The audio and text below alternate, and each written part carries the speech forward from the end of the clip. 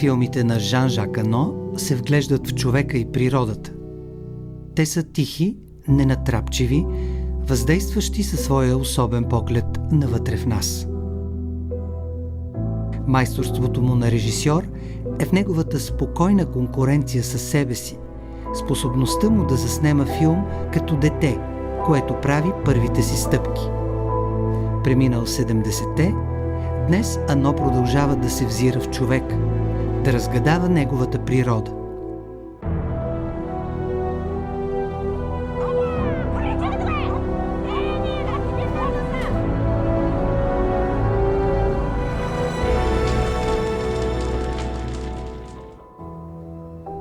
Това е стилът Жан-Жак Ано и неговият урок по кино.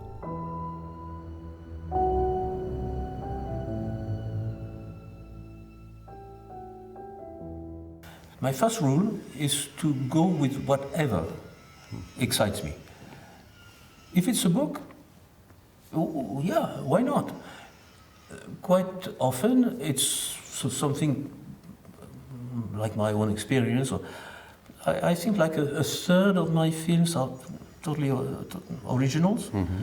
Another third is loosely inspired by a few pages of some book or some article. And a few are adaptation of books that are famous. But, you know, when we acquired The Name of the Rose, I'm saying we because I didn't pay for it, I had the feeling that this was a book that nobody would read because it was very complicated. There was a lot of in Latin. It was about a forgotten book by Aristotle, La Poétique. It was set in a monastery in the 14th century. I said, who can be interested in that? I said, I am, because I study Middle Ages, I'm passionate about monasteries, I read Greek, Aristotle is my hero. But to tell you frankly, I was devastated when I saw that it was becoming a famous book. Because I felt it was so original, that I felt that the movie was going to be a surprise. My producer was very happy.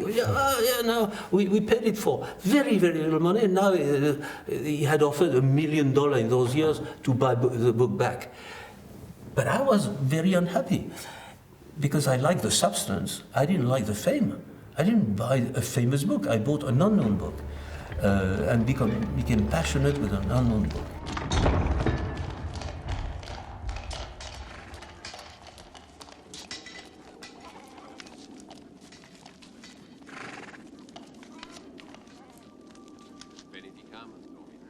Deo gratias.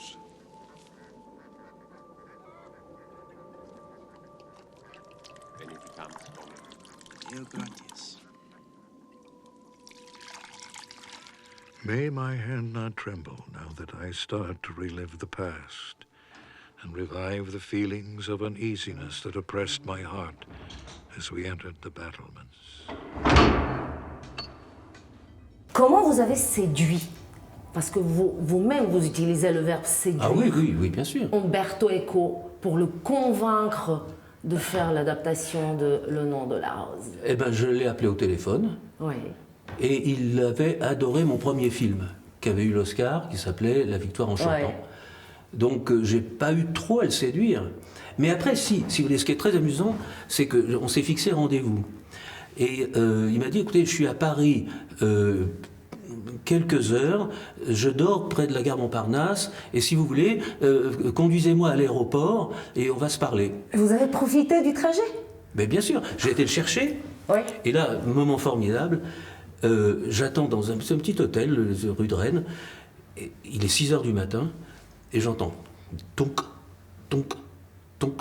Je lève la tête vers un escalier. Je vois une ombre. C'est l'ombre avec le Deerstalker, le chapeau typique de Sherlock Holmes. Ouais. Je vois quelqu'un arriver avec une cape et une pipe. C'est Sherlock Holmes. Non, c'est Umberto Eco. Non. Oui. Je fais semblant Ouais. de penser que c'est tout à fait naturel. Il a rendez-vous avec Sherlock Holmes. Et je me souviens, j'y vais dans la voiture. Je lui dis, on n'a pas beaucoup de temps, mais je suis là pour vous séduire. Alors, carrément. Ah oui, bien sûr, c'est pas la peine de cacher le jeu. Ouais.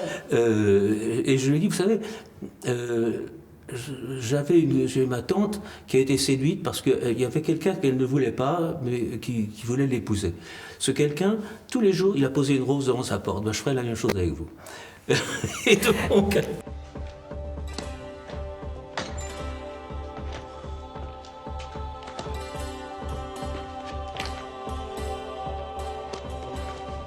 Est-ce que c'est vrai l'histoire qu'ensuite il y a Sean Connery et dont l'agent et lui-même vous poursuivent pendant une longue période pour vous convaincre? Oui. C'est vrai cette histoire? Ah ben et vous cherchez quelqu'un d'autre? Mais parce que je suis encore pas aussi expérimenté que je le suis maintenant. Dans ma tête, comme lorsque j'ai découvert le livre, ce moine très savant, Guillaume d'Occam, était quelqu'un que je n'avais jamais vu. Donc je voulais un acteur inconnu, mais de 55 ans et très talentueux. J'ai fait tous les théâtres de province que j'ai pu. Je suis allé en Australie, en Nouvelle-Zélande. J'ai parcouru les fins fonds de l'Amérique pour trouver un protagoniste de 55 ans pas connu. Ben, ça n'existe pas. Parce que quand vous avez 55 ans et si vous êtes acteur, vous n'êtes pas inconnu, il y a un problème. Pardon, c'est un peu violent ce que je dis, mais c'est quand même une réalité. Et puis un jour, j'étais à Munich, et mon producteur me dit, je suis en train de travailler au scénario, il me dit, attends, je te l'ai pas dit, mais il y a Sean Connery qui vient te voir. Je dis, ah bon? Mais qu'est-ce qu'il vient faire?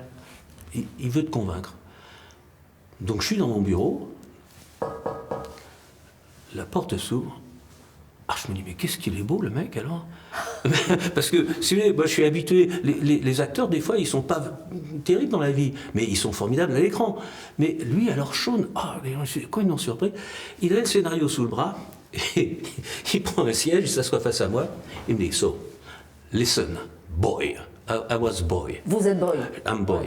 So, d'accord, il ouvre la page et il commence à lire avec sa voix magnifique. Anyone who disputes the verdict of an inquisitor is guilty of heresy. Et figurez-vous que mon oreille entend ce que mon oreille interne entendait depuis 2 ans que je travaillais sur le scénario. C'était exactement la base. J'ai dit, c'est ça. Vous arrêtez.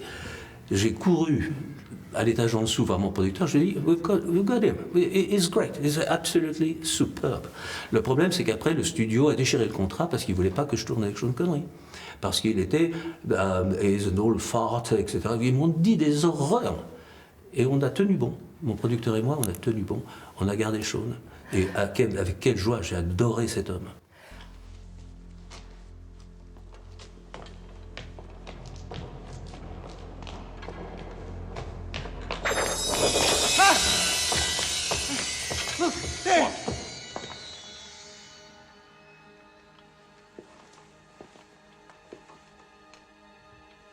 You foolish boy. It's only a mirror.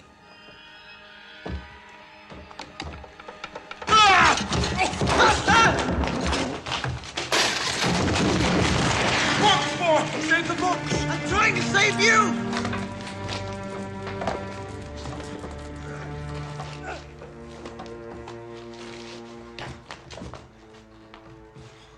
Trapdoor, the mirror. Must be almost there. J'ai très peu de temps, mais il y a encore 2-3 petits sujets, quelques mots sur un autre film qui a créé énormément de polémiques, L'Amant, sur Marguerite Duras. Et j'aimerais bien, je sais, il y a un dialogue entre vous, elle était persuadée que c'était son film, vous lui dites non, c'est mon film, c'est pas ton film. Alors ça s'est passé comment? It was different for The Lover, which was a book that I first refused, because I didn't want to have in front of me Marguerite Duras, who was a pain in the ass, and remained so. But I loved the experience, because when you get married with a pain in the ass, you know it. You know, she had the reputation, and she is up to the reputation. Great. Marguerite, pour moi, si vous voulez, d'abord c'était une très très vieille dame. Elle était surnommée le crapaud du Mékong. Et c'était pas très gentil, c'était pas moi qui l'ai surnommée comme ça. Mais j'avais moi de la tendresse pour cette vieille dame. Elle était charmante. Mais c'est typiquement, dans le métier, on se méfie de ces choses-là. Une séductrice qui n'a qu'une chose en tête, c'est de vous assassiner. Pour vous posséder et ensuite vous diriger comme une marionnette. Et ça, moi, c'est pas mon genre. That's the beauty, you know, of those experiences. They're different. If it's to have the same kind of wonderful time that I had with Umberto Eco, where he didn't want to interfere at all with the movie, he always said, "This is my book. This is your film." And Marguerite Duras, "No, this is my book and this is my film." I said, "No, Marguerite, this is my film. No, it's my film. You shoot the images." I said, "No, I don't shoot the images. I shoot the substance of what I read." "Yeah, but it's my book. It's my story." I said, "No, it's not your story. It's an invented story," etc., etc. That was the conversation. Donc je l'ai laissé faire et je l'ai laissé s'épuiser. Mais ça a été terrible et drôle. Des fois je sortais de là, j'en avais mal au ventre tellement on avait ri. Mais le lendemain, c'était des insultes. J'ai tout gardé parce que elle voulait qu'on enregistre les conversations. Parce qu'à son avis, ça allait valoir du fric. Ouais, ça marche ton truc. Je dis oui, ça marche. Parce que tu vas voir, ça va valoir du fric. Je lui dis oui, ça marche. Alors, écoute. Alors, on écoutait, bien, ça va valoir du fric. Bon, d'accord. Et là, ça paraît dans tous les sens. C'est-à-dire, c'était du style. Qu'est-ce que c'est que cette page de merde? Je dis, Marguerite, c'est tiré de ton livre. Oui, mais j'étais saoul quand j'ai écrit ça. Mais Marguerite, t'étais tout le temps saoul quand tu as écrit ça. Oui, c'est vrai, mais c'est de la merde quand même. Je dis, mais Marguerite, moi, elle me plaît cette page-là. Mais oui, c'est pas comme ça que ça s'est passé. Je lui dis, ce qui s'est passé, je m'en branle, pardonnez-moi. Mais c'était ça la conversation. Et je lui disais, ce qui me plaît, c'est les pages que tu as écrites. C'est ça que j'adapte. C'est pas ta vie à toi. Ta vie, je m'en contrefous. C'est pas mon problème. Je suis pas journaliste, moi. Donc, et c'était jour après jour après jour. Je rentrais chez moi parfois épuisé, mais je vous garantis que ce serait à recommencer. Je le ferais sans aucune hésitation. There was energy in this relationship, and it allowed me to understand the character better. Because after all, you know, I know details that I'll never reveal, but it's a reinvention of the character. But I had to know who was inside that character that was reinvented by Marguerite. And then I think I got what it was about. Marguerite was always speaking about money. La fric, in French, le fric. La fric. But the way she was doing it with an appetite, you know, l'argent. It was a conversation with every 10 minutes. Yeah, it was just amazing. I love this sentence by Nietzsche, who says, when bankers meet, they only speak about art. When artists meet, they only speak about money.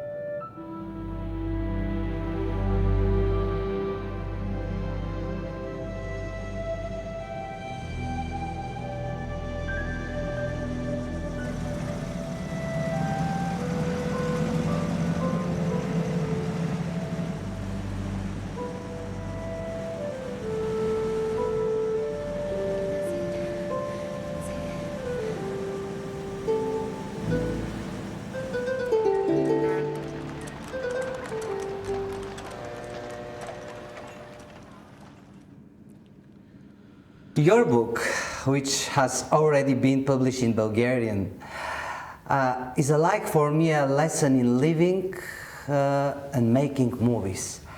How did you work on it, this book? Like a script, like a movie, or like a different? What I wanted with this book, is give another perspective on. My anecdotes are typical, I think, of anecdotes of many directors. A mixture of fear and fun, of pressure and freedom. I mean, I feel that very often what you get out of actors or directors on TV is shown, yeah, it's a great experience, all that. They don't translate what we go through. And I tried to, be as honest as I could. And of course, I don't say everything, but there is room for other books. But I tried, to be sincere, to be open. And I also feel I try to demystify. People have a totally wrong idea what it is to be a director. So many times people say, I would like so much to be a director for one day. I say, what would you do? I would be in a limousine in Cannes and people would clap and I'd walk up the red carpet. I'm saying, wait a minute.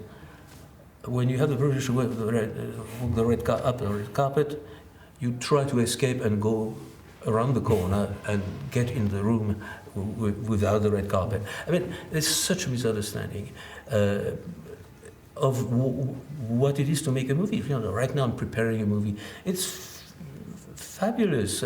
I am playing with models of my sets, and I have already the movie is already playing in my head in full stereo, and this is what I wanted to share. It's so far away from what people imagine. I think people want to listen to the myth more than the reality. But in our job, in being a director, I think it's a wonderful thing because it's so diverse. I'm already thinking of the music. What instruments do I need? How big an orchestra? Already, I'm thinking of London Symphony Orchestra in Abbey Road, and I didn't shoot one image yet. But the diversity of occupation is quite. Dernière phrase. Qu'est-ce que, je profite de l'épitaphe de Nietzsche, en fait, la citation, que chaque homme cache en lui un enfant qui veut jouer. Qu'est-ce que Jean-Jacques Hano, à l'âge de 9 ans, dirait de Jean-Jacques Hano d'aujourd'hui? Je n'ai pas cessé de jouer. Mais bien entendu, c'est un métier incroyablement amusant. Écoutez, hier, j'étais avec des maquettes pour mon prochain film, Notre-Dame qui va brûler. On était là avec des petits personnages et des maquettes merveilleuses avec un endoscope. Et je me suis dit, mais je suis un gamin, je suis un bébé, je m'amuse comme avec un Lego, vous savez, et avec cette même excitation. Parce que c'est rigolo, parce qu'on invente un univers dans lequel on n'est pas vraiment.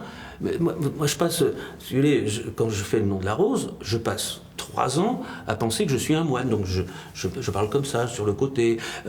Quand je fais La Guerre du Feu, je fais oh, ah, oh, ah, ah. Oui, parce que je me conditionne. Donc, si vous voulez, c'est amusant, parce que je change de vie à chaque fois. Et quand je dirige L'Amant, je suis obligé d'être jeune fille. C'est un peu plus compliqué.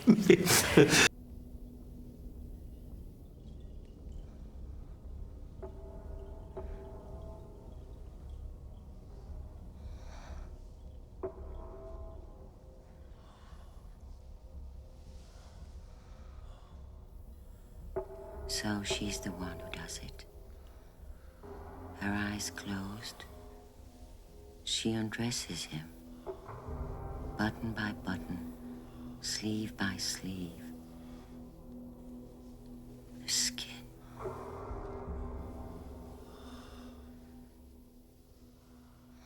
The skin.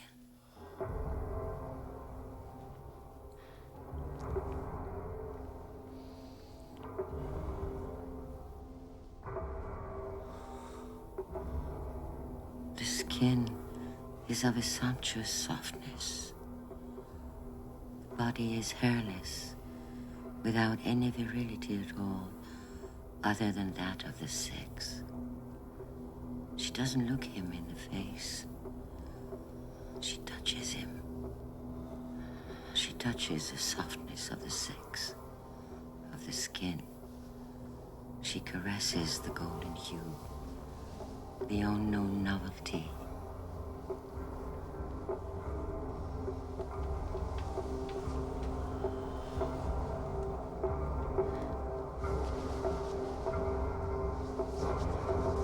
Actors are fragile, but major stars are fragile. But this is what the beauty of it, but it's not said enough. Si l'acteur n'est pas fragile, il ne va pas pouvoir s'adapter, se mouler. Il faut que ce soit une matière suffisamment souple pour prendre le moule d'un autre personnage. Un acteur, il va être un jour, il va être pape, et le lendemain, il est sans domicile fixe. C'est un clochard qui fait la manche.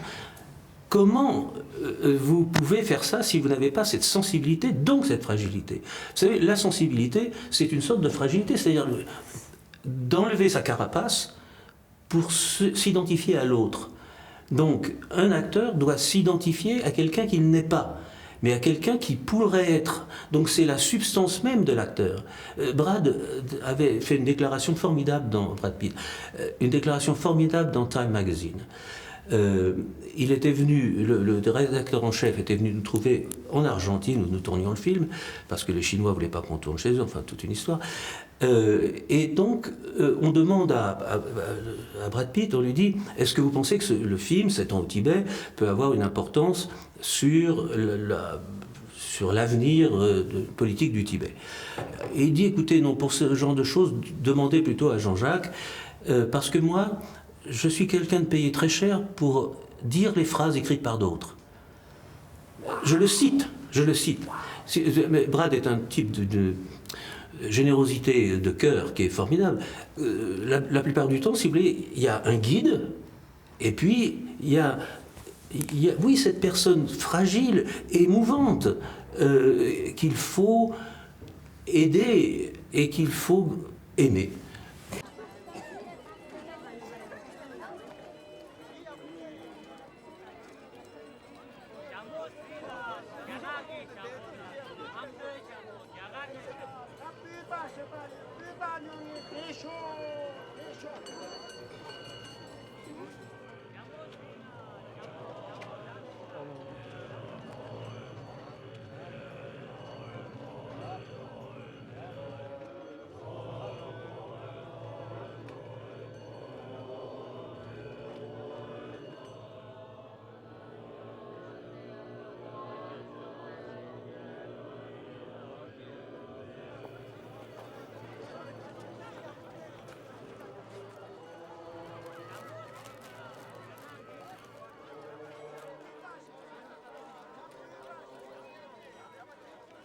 Oh my God.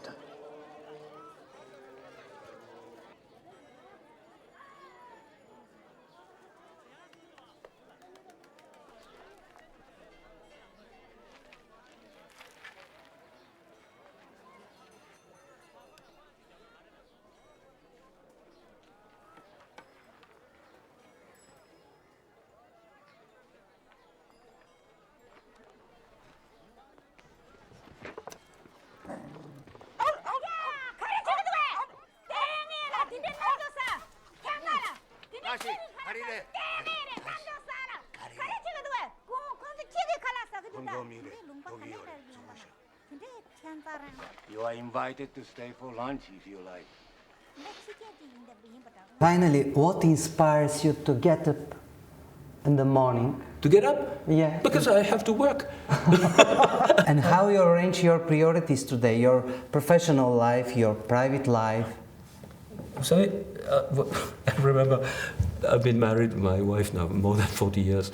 A producer of mine was very much in love with her and obliged me to have her on my set. I fell in love right away. But when I met her, I said, remember that cinema is going to be first, always. And as she was a continuity supervisor, she understood that. Because for her, it was also the same, you know. It's fulfilling, you know. It's, I don't remember, since the age of 19, having one day where I was not doing something about films. And even before, because I was doing my little films in 8mm when I was a kid, so I've been totally immersed in that. And I just love it. I just always have something to do. This weekend, I have 1, 2, 3, 4. I've been sent this week 5 screenplays. This week. How am I going to deliver and to say, I have to know why I say no. So, but it's a lot of work because a screenplay takes me 3 hours at least. I have to be quiet. So, yeah, I have 0 time. I'm running. Thank you so much. No mirror. I don't look in the mirrors. You are a happy man. Thank you so much, Jean-Jacques Hano. Thank you. It's a great pleasure, a great honor to be with you. Mais merci de m'avoir fait rêver, Jean-Jacques. C'est gentil.